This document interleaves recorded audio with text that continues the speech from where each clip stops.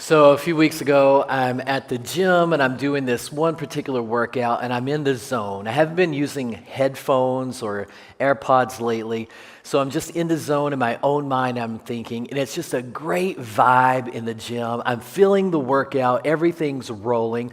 The only thing, it's just a little hot in there, and I'm hot-natured. When I get hot, I get cranky. Anybody else? Yeah, oh my gosh, I just get so cranky when I get hot.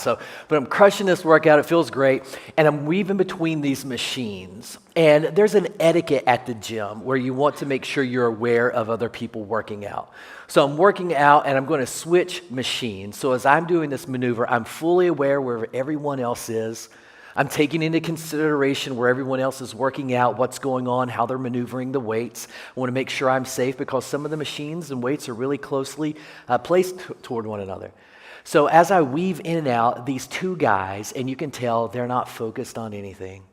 They're just talking. It's a little louder than what I like. So automatically they start to rub me the wrong way. And can I be transparent just for a moment?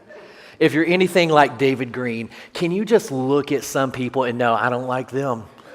I mean, it's just, you just don't like them. It's their vibe, their energy, something. There's just this disconnect. And I feel that way toward these two guys. So as they approach closer, they're in this conversation. They have no idea I even exist. And then they make this move and they cut right in front of me as I'm holding two weights. And it bothers me like crazy. They say, oh, excuse me. But in my mind, I don't want to hear it. I don't want to hear the apology. I'm frustrated. And again, full transparency, I've been human long enough to know this is how things work. If you're anything like David Green, sometimes when you get frustrated or knocked off balance, you like to stay there. You don't want to make it right. You like the way it feels when you're upset. So I go and I pout a little bit as I go about my workout. About 30 minutes later, I'm going to finish up on this one machine where you sit down and do these preacher curls. Fitting exercise, isn't it? Preacher curl. So I'm going to do these preacher curls, and I get finished with my first set. I drop the weights, and there's a machine in front of me that's for the tricep extensions. And I notice that it's these two guys, and they're right there in front of me. So again, my blood pressure just starts to slowly go up, just seeing these guys, and I'm frustrated. I know it's petty, but it's how humanity works. So I drop the weights there. These guys are there. I'm just sitting there. I'm just going to ignore them, and I'm going to think about what I was thinking about that had me so engaged. And then the one guy who made the worst move, he looks back at me and says, hey. And I'm like, where's this going? It says, hey, I noticed that you're not going all the way down with the range of motion. And I'm like, are you kidding me? And he qualifies it really quickly, and he goes, I'm noticing, are you doing that to keep a constant strain on the muscle? And I'm like, oh. We're in this series called Buzzwords, and we've got 2 more weeks to go. And what we're doing is that we're slowing down a little bit, and we're looking at some church lingo. Some words that are just thrown about willy-nilly all the time, so easily into the church world that it's easy for them to become cliche, for them to lose their meaning. So we're slowing down, pumping the brakes and saying, okay, here's the word. What does it really mean? Here's the word. What does it really mean in practice? And this morning, the word is simply grace. Grace. Is there a more fitting church word? And when you read grace throughout the Bible, it's really interesting. And you see that grace is this art. It's this skill. It's this dynamic where grace makes it easy for people who are trying to make it right. So I realized, he couldn't care less about my form. He's trying to make this right. So I engage the conversation. I notice that he and his buddy go over to another piece of equipment. I go to the restroom, freshen up, and I'm about to leave the gym, and I'm like, nope, this needs a little bit more. So I go over and I'm like, hey, if you're really interested in this stuff, and I show him how to do a push-pull breakdown through the week, he gets really excited about that dynamic, and we have about a 5-minute conversation that seals the deal, and now everything is okay in everyone's world. Grace makes it easy for those trying to make it right. So when Jesus talks about grace, it's really interesting. When Jesus talks about grace, he rarely defines it. Instead, he tells stories that describe it. And now we're going to look at a story this morning from the Gospel of Luke chapter 15. And in this story, it's all about two sons. One son is lost in rebellion, and one son is lost in religion. And I've actually asked Bella if she'll come up and read this story to us. Bella is a solid part of our Thursday evening Bible study. And when we get into like the weeds of a question or a topic, then Bella usually reads from her Bible.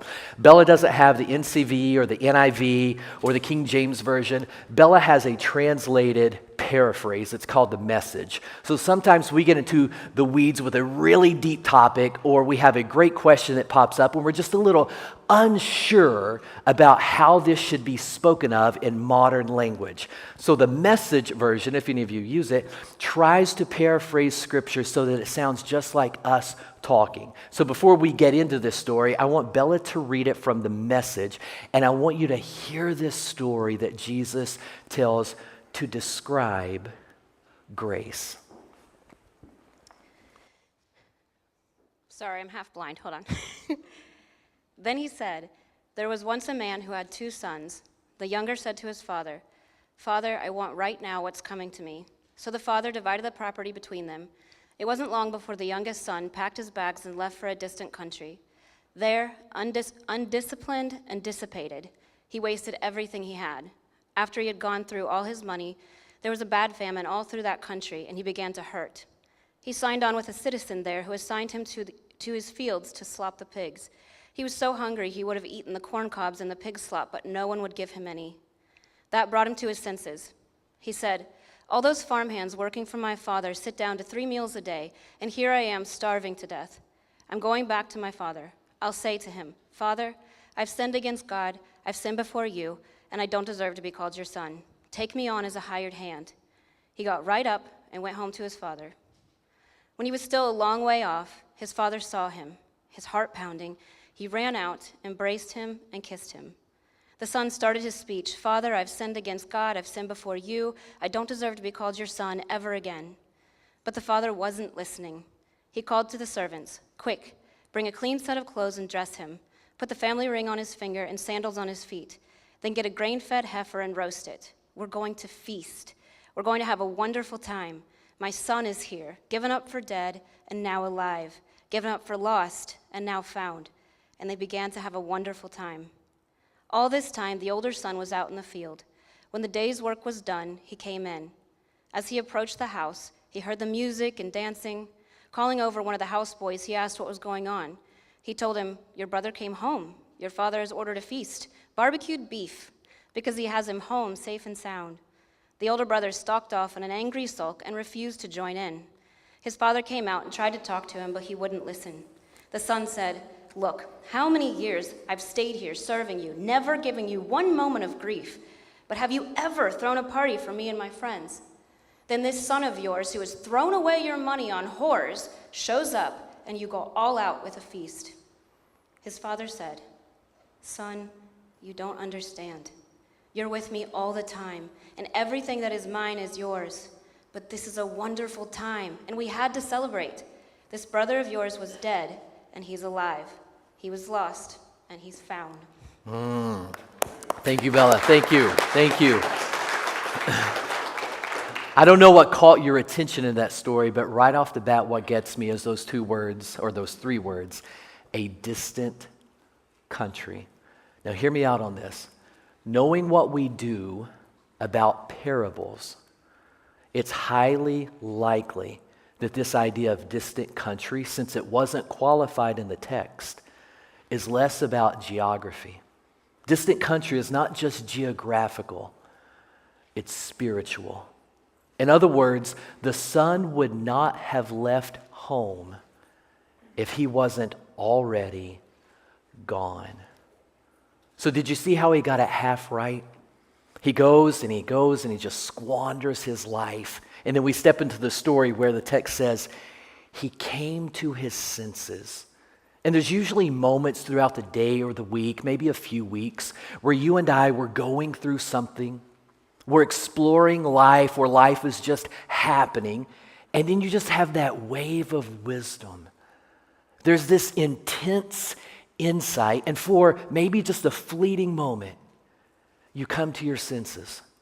And it's so clear what you should be doing next. That's this moment. So he came to his senses and he says, I'm going to set out.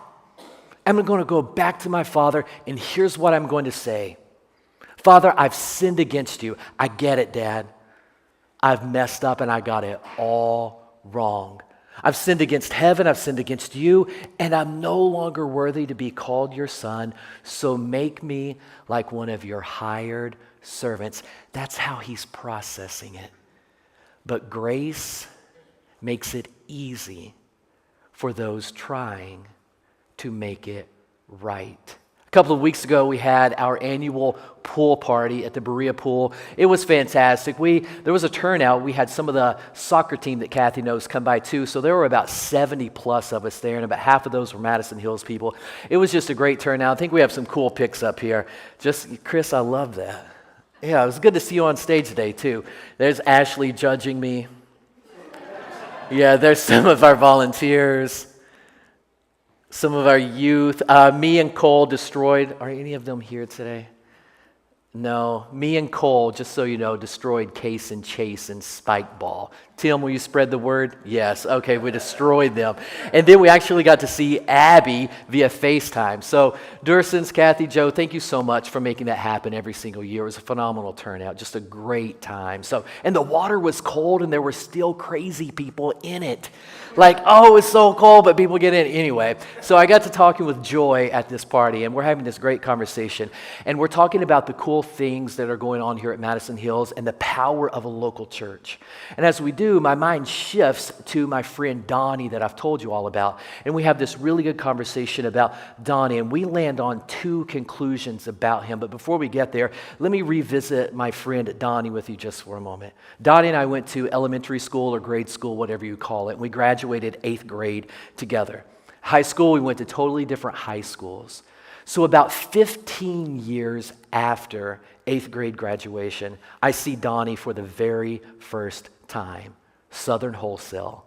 It's a hardware store. Can't even remember why I was in there, but I remember I had checked out and I'm walking toward the door, and there comes Donnie. We lock eyes and we do that handshake thing I talk about a lot, and then we just go into conversation. After a few formalities, we start to really try to catch up. And then the conversation goes, and I've told you this before, I hate when I get asked this question. He says, so, what are you doing with your life? And I was a pastor at a local church in my hometown at that time. Some of you may not understand this, but I don't like to answer that question, especially up front, especially when I'm first connecting with someone, because it changes everything. People think they have to start acting a certain way. Or if they have a chip on their shoulder about religion, it can turn to conflict. It just changes everything. But in that moment, I'm like, well, Donnie, actually, Loyal, where we went to the elementary school, that church just up on the big road there, I actually pastor there. And he was like, oh. And then you can see him go into a distant country. And I bet some of you can get that right now in real time. Just like the younger son, you're here. But you are so far away. I mean, you're here, but when it comes to your marriage, you're in a distant country. You're here, but when it comes to your children, you're in a distant country. You're here, but when it comes to your friend circle, you're in a distant country. You're here, but when it actually comes to your church, you're in a distant country. And I could see in his eyes, he's in a distant country. He was present in the conversation, but way off. And after a few silent moments, he says, well, you know what? And some of you have heard this story before. He says, David, when I And I bet you'll chuckle at this because I did, but over the years I've realized just how he's so much like this younger son. He says, David, when I get my bills paid off, I'm going to start going to church. Think about how you sort things out. When I get my bills paid off, I'm going to start going to church. So Joy and I, we talked a little bit about that, and here are our only two conclusions. Maybe he's got some debt that he's talking about, his bills, and the debt reminds him of some kind of recklessness or rebellion.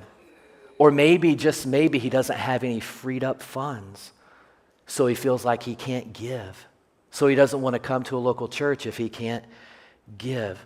Either way, both of those are incorrect when it comes to the idea of grace, because grace makes it easy for those who are trying to make it right. Listen to these verses. I just want you to hear how grace becomes an anchor of the early church. When you read about the church in the book of Acts, how it begins and how it starts to expand throughout the first century world. Listen to this language, Acts 11. So news of this began to reach out into Jerusalem and extend into Antioch. So they sent Barnabas, and here you go. When he arrived, he saw what the grace of God had done. What has the grace of God done in your life? We keep going.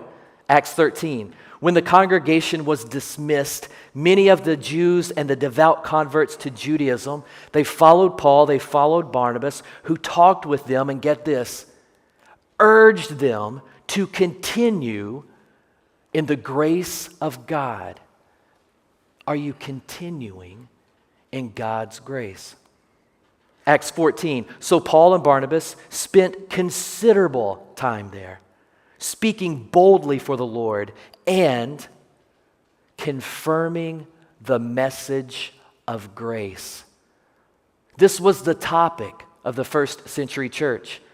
Acts 15. It is my judgment. One of the leaders in the local church stood up and said, it is my judgment, and listen to this, that we should not make it difficult for those who are turning to God.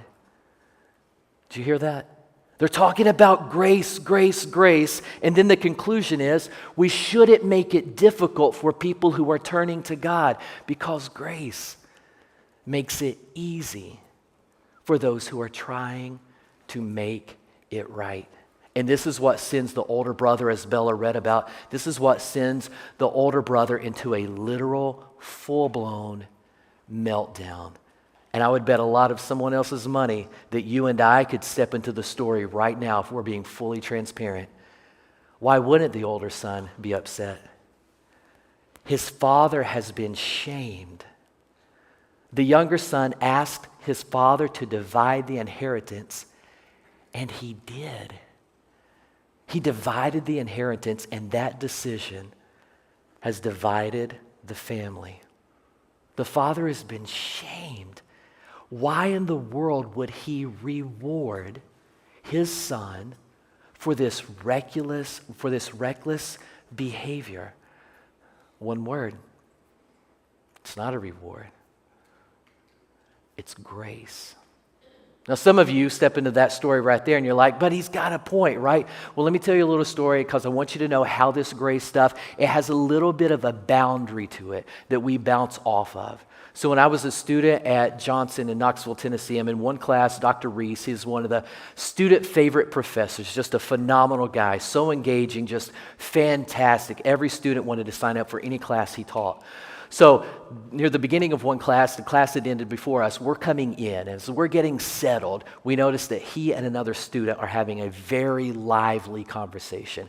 And it's escalating and it seems like it's heated. It's one of those conversations, you ever been in public and you're having a conversation maybe with your spouse or someone you're dating, someone that's important to you, and you start to talk like that, and then you realize you're in public, so you try to calm it down a little bit. I see some of the guys like this. Okay, so it's one of those things right there. You're having this escalated conversation, and they're trying to keep it quiet, and then I'm listening in. So as more students flow in, we're taking their seats, and everybody's like locked in listening to this conversation.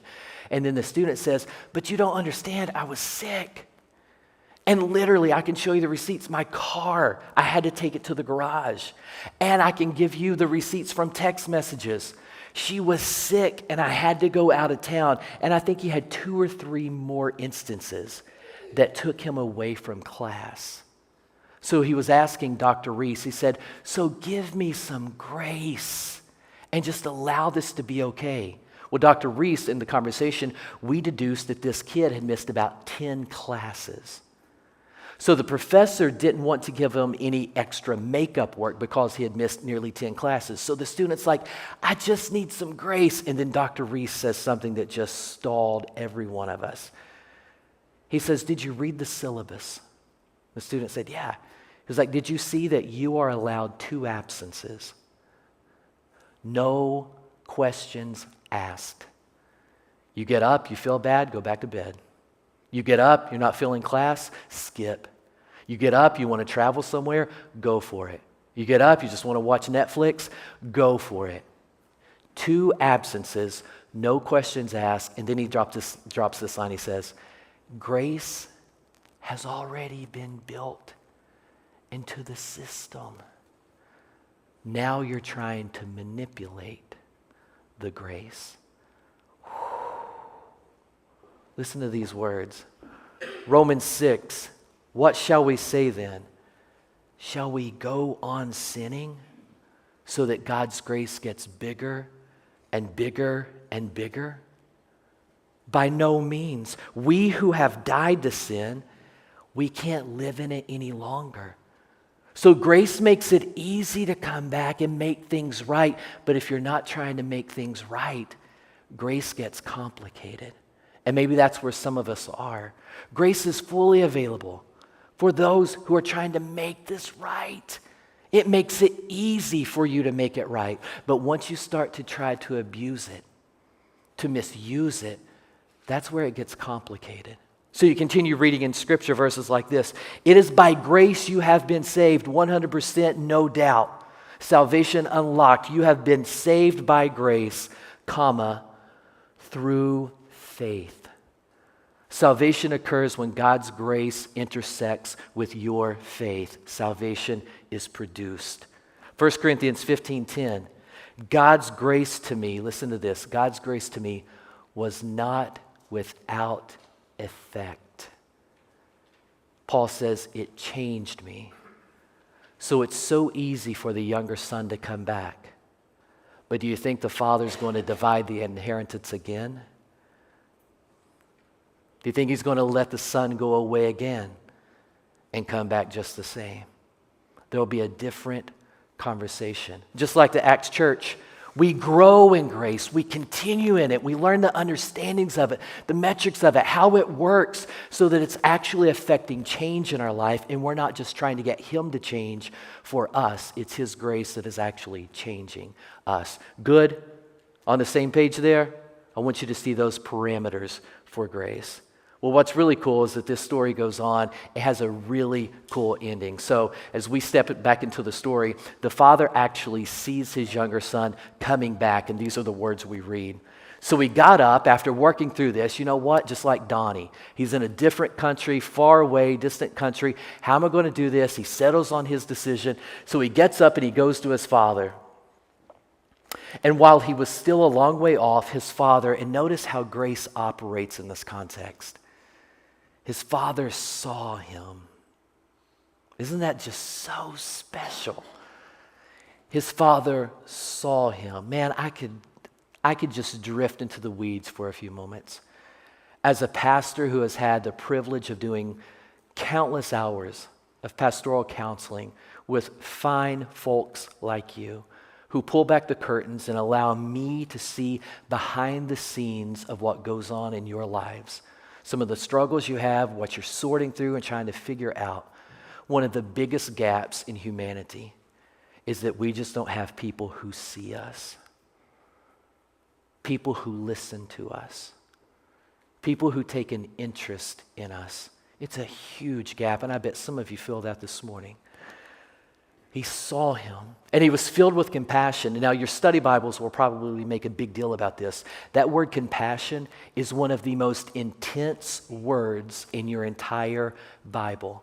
It comes from a really weird Greek word that actually means something moved in the stomach. He felt it. And why wouldn't he? His son's coming home.